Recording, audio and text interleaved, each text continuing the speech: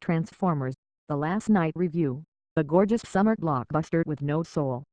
The Autobots roll out again, but do they really need to? One thing you can say for Michael Bay's work, it's consistent. Bay's name on a film project guarantees a fast-paced story filled with explosions and visually pristine action happening almost too fast to track. So it's no particular surprise that Transformers, The Last Night, Bay's fifth Transformers movie in 10 years, unapologetically offers more of the same. It's a quintessential summer film, a big-budget romp requiring low brain activity. Even viewers who've never seen a Transformers movie before will kindly be handed everything they need to know in the first 20 minutes. Bay only asks that the audience shows up with enough fortitude to sit through last night's 2.5-hour runtime. The franchise's previous installment, 2014's Transformers, Age of Extinction, handed the story over to a new hero, Cade Yeager, played by everyman actor Mark Wahlberg. Cade is a wisecracking inventor patents are pending who has become a wanted man. To avoid capture by a group of commandos known as the TRF, he spends most of his time hanging out in a desolate junkyard and placing one-ended phone calls to his daughter simply to hear her voice. That gives him more time with his friends the Autobots, the transforming alien robots at the center of the long-running Transformers TV, comics, games, and movies franchise. The Autobots are constantly at the mechanical throats of their brethren, the sinister Decepticons. The two groups fight for a variety of reasons, which usually boil down to the Autobots fighting to protect Earth, while the Decepticons would sooner see it destroyed. Meanwhile, in the continuity of Bay's movies, humanity's leaders have decided all Transformers are bad news, and should be attacked on sight. This time around, Cade's loyalty to the Autobots leads him to ownership of an alien artifact, the key to an upcoming conflict. Soon, he's teamed with history buff Sir Edmund Burton Anthony Hopkins and Oxford professor Vivian Wembley Laura Haddock as they work to figure out why Transformers keep crashing on Earth. The Last Night is exploding at the seams with plot lines. It opens with a callback to King Arthur and his Knights of the Round Table, and the dabbling of alcoholic wizard fraud Merlin. That's the backbone for the film's central conflict. Early on, the movie introduces a surrogate daughter for Cade, a scrappy little girl who's lost her family and has a preternatural knack for robot repair. Then it pushes her to the back seat when Vivian's character starts to get real screen time. Vivian, like every other character in the film, is never short on wit, and has a key role to play, but she's also predictably set up as a chemistry light love interest for Cade, from the minute they're on screen together.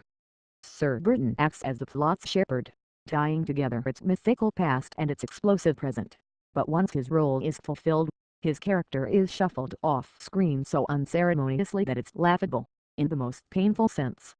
The Autobots and Decepticons don't fare much better. Autobot leader Optimus Prime has gone sailing off through space to find his creator.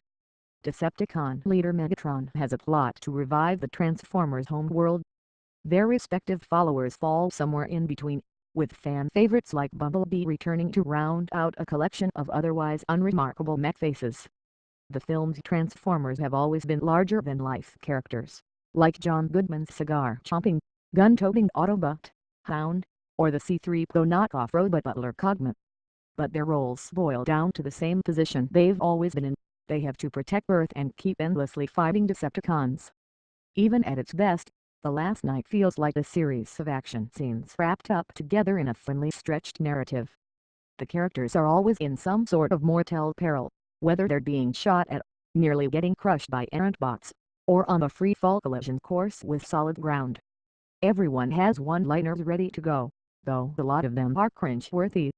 In a triumphant moment, Bumblebee punctuates a punch by shouting, "Sting like a bee."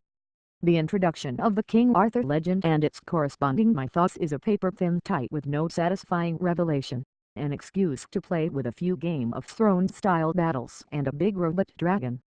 Last Night's set pieces are visually stunning.